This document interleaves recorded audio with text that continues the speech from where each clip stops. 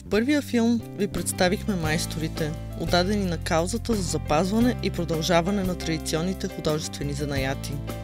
В търсене на последователи и продължители на традиционните приложни изкуства, керамика и плетиво се срещнахме с млади, талантливи творци.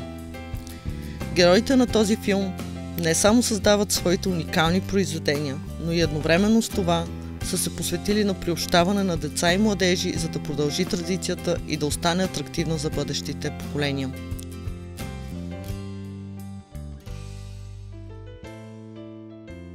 В ателието на Зари съм. Един от малкото керамици, посветили се на Бусинската керамична школа.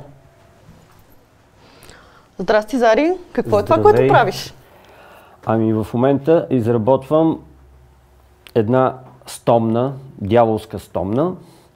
А защо дяволска? Както виждаш, има 6 дръжки, нали? Да. Обаче от тези 6 дръжки не потича едновременно течността, която е вътре, а само от едната. Въпросът ти да откриеш коя е. Ако не знаеш коя е, какво се случва с дрехите и с тези, които са около тебе. Малко ще се посмеят, ще се позабавлявате. Малко на твой гръб. Да. Това е един образец от невероятната Бусинска школа. А можеш ли да издържаш дом и семейство с керамиката като професия? Разбира се, че може. Правят го много колеги. Аз познавам десетки и мисля, че аз съм един от тях.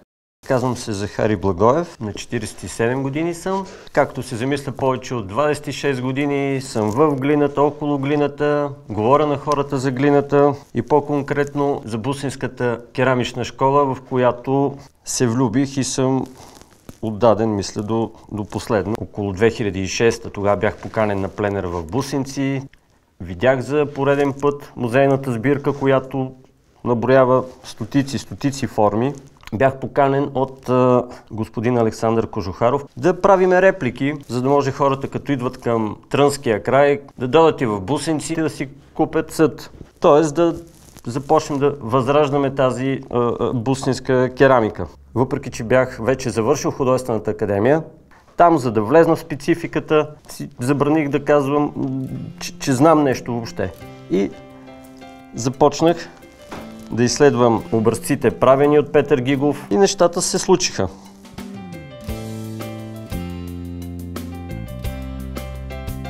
Казвам се Ягодинка Лазарова и съм възпитаник на Националната художествена академия в град София, специалност керамика, от ателието на професор Ивана Енева съм. Вече почти 20 години се занимавам с керамика и експериментирам различни техники. Тъй като съм завършила текстил преди да започна да се занимавам с керамика, може би някак си ми паснаха тези текстилни отпечатъци на така като поведение и влизането им в керамиката. Може би още в студентските си години професор Енева така забеляза, че има малко по-различно отношение.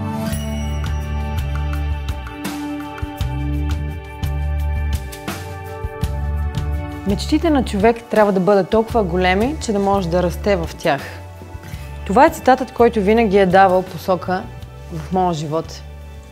Завърших Националната гимназия по приложни изкуства, специалност художествена тъкан, и след това специализирах бакалавър мода и магистратура мода в Нов български университет. В дипломантския си семестър получих стипендия по Еразъм и прекарах половин година в един от най-престижните университети в Европа, Институто Европео де Дизайн в Барселона.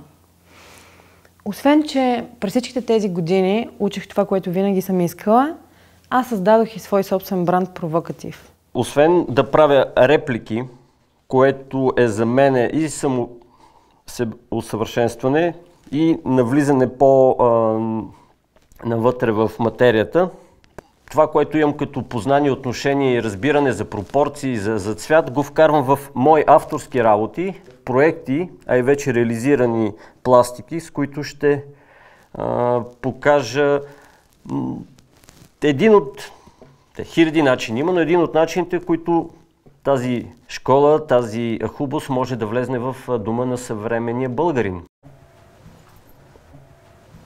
Безкрайно съм благодарна за това, че избрах да се занимавам с керамика. преди толкова време и попаднах в това ателие. Научих, че керамиката не е просто червената глина и занаята, а има безкрайно много нови технологии и също така е едно поле за експерименти, което е безгранично. С течение на годините си изработих някаква техника. Нали, любимо ми стана вграждането на дантелата в керамиката, като това ми дава усета и връзката с моите корени. С моите баби, прекрасни, които го са посветили огромна част от времето си, мислейки за нас, защото всичките тези плетки са останали както за мене, така и за сестра ми, за майка ми. И вероятно аз ще положа усилия да останат и за нашите деца и внуци, но керамиката е вечна. Аз използвам самата дантела като една препратка към някаква друга действителност. И оттам решавам фигурите ми какво ще изразяват, какво ще правят. Дали ще плуват в море от мрежи, от водорасли, или ще бъдат на поляна от цветя, или облегнати някъде на стена, която е от цветя. Се надявам да бъдат харесвани и обичани. Това е плуващо семейство сред морска повърхност с потапяне и излизане от морето и водораслите. Има и слънцето, и светлината, поне аз така си ги усещам нещата. Първата колекция на марката беше моята дипломна работа и след създаването ѝ получих страхотни предложения за представянето ѝ в България и в чужбина. Отзивите бяха мотивиращи, дори част от колекцията бе включена в секция на италианския Vogue Talents. След редица успешни колекции, представени в седмици на модата в България, Румъния, Украйна, Казахстан и Швеция и редица публикации в местни и международни медии, аз получих специалната покана да представя колекция по време на официалната седмица на модата в Милано.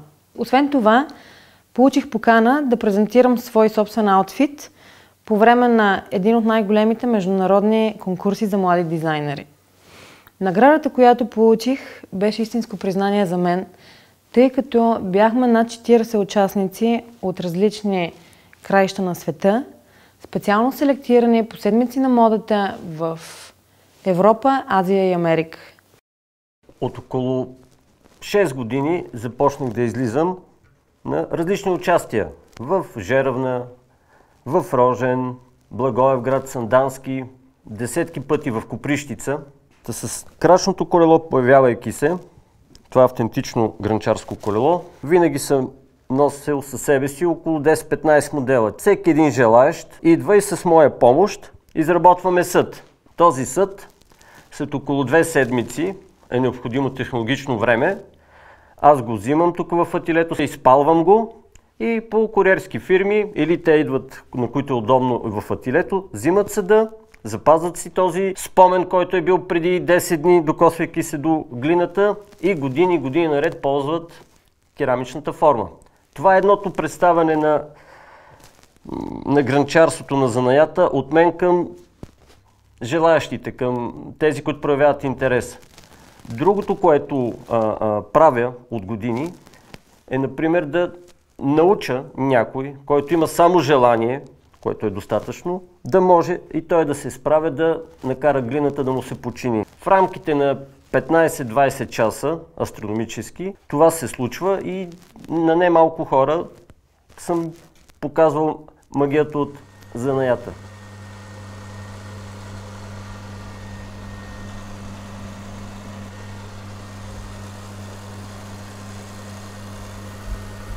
Представям ви Боряна, едно много талантливо момиче, което не веднъж ме замества на участия, в които аз не мога да бъда.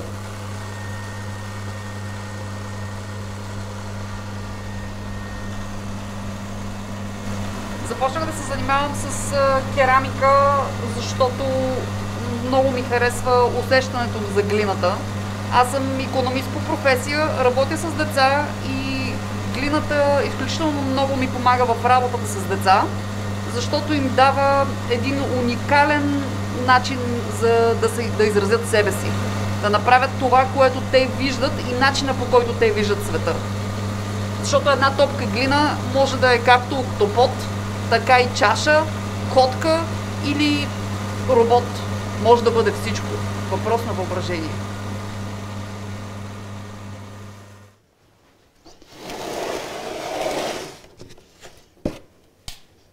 Ето това са част от съдовете, направени от мен на гранчарското колело, с уменията освоени от майстор Захари, изпечени и готови за финалната декорация. През 2012 година бе направен конкурс за место технолог в катедра керамика.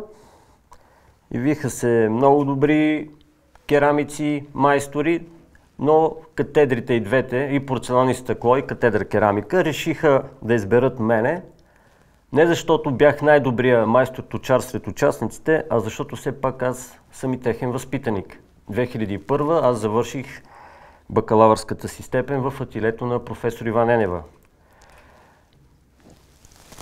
Трябваше ми известно време да се настроя, че аз не съм сам в ателието си и да си решавам моите задачи и проблеми, а да бъда екипен играч, да съм полезен на другите, бъдещите колеги керамици. През тези 6 години и половина, които работих като технолог, се срещнах с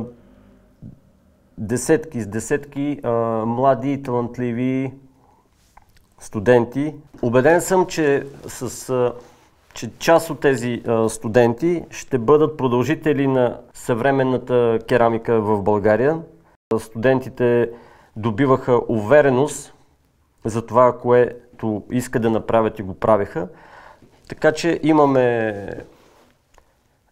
има бъдеще и продължение керамиката, в това съм убеден. Но моята препоръка към уважаваните от мен преподаватели в катедра керамика е, след като студентите, завършвайки бакалавърска или магистърска степен, имат нужда от представяне в елитни галерии в страната, те да бъдат до тях, а огромната база, която я има в катедра керамика, може да се изготви план, в който, след като лятото академията е свободна, тези млади автори, кипящи от енергия и от идеи, да ползват базата, да си плащат тока за изпалването на пластиките, а не да губят време, усилия, енергия, да търсят ателиета с скъпи наеми и това малко да тушира тяхната емоция, техния живец, който са събирали 4 или 5 години в академията.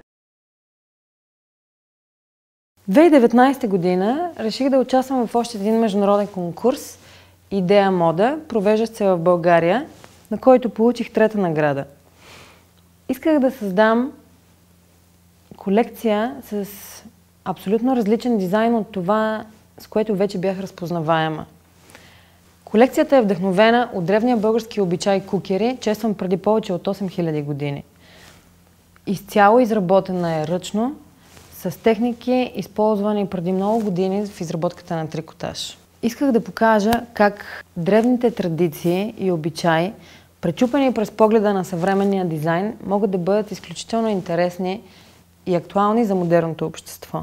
За изработката на колекцията е използвана висококачествена чиста вълна, произведена в България. Вълнена пресукана нишка и жива вълна. Колекцията съчетава в себе си усещането за различни древни епохи и съвременен уличен стил. До ден днешен плетивата присъстват в колекциите ми и това е нещо, което ме отличава от другите дизайнерски марки. Колекциите ми се предлагат не само в България, но и в страни като Германия, Австрия и Италия и са изключително добре възприяти от всички почитатели и клиенти на марката. Съветвам все повече млади дизайнери да се вдъхновяват от традициите ни и да ги използват, защото това е нещо, което винаги ще бъде интересно и ще ни отличава на световната модна сцена. Българския фолклор, керамиката е също така нещо много сърцато. което успя да ме спечели и така посветих една огромна част от времето си, занимавайки се с това. Като към днешна дата също така се опитвам на новите поколения да предам това, което аз съм научила и забавлявайки ги, да подобрявам тяхната финна моторика с заниманията им с глина. Професор Енева винаги е казвала, че керамиката е свързана много с кухнята.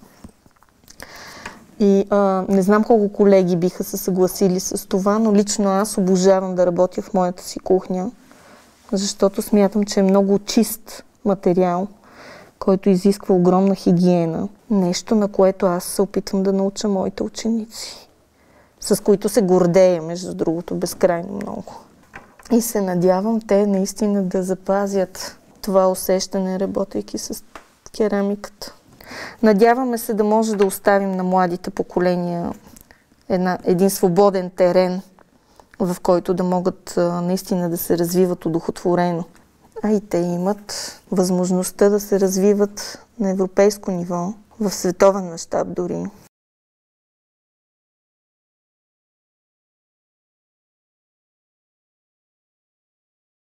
Аз съм Милена Великова. 9-ти клас се занимавам с керамика. В началото започнах в Националната гимназия за приложни изкуства в град Троян с специалността рекламна графика. Впоследствие, ходейки по ателиетата и запознавайки се с Мила Воденичарова, която ми показа магията на керамиката, аз се влюбих в тази приложна дейност. И до ден днешен, вече завършвайки академията, се занимавам с керамика.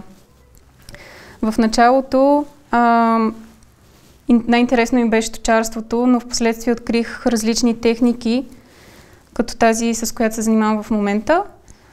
Това е градене чрез фуршове и може да ти позволява както малки съдчета, като купички и чашки, така и големи съдове, като вази и дори пластики. Можеш да се изразиш по всевъзможен начин чрез тази техника.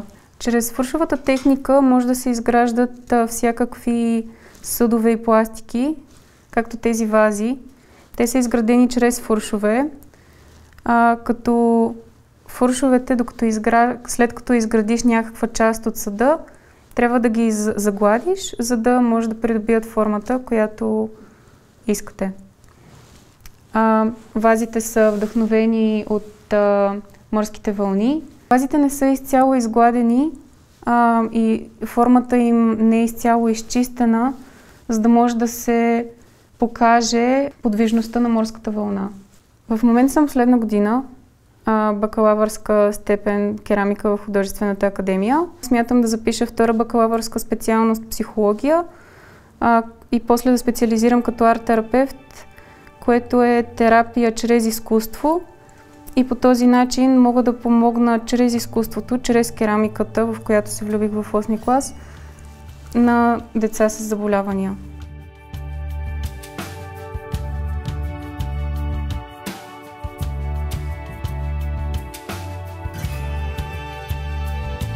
Срещите с бъдещето на традиционните приложни изкуства, художествените занаяти започнаха и продължават тук, в ателие "Подкрепа за дебют".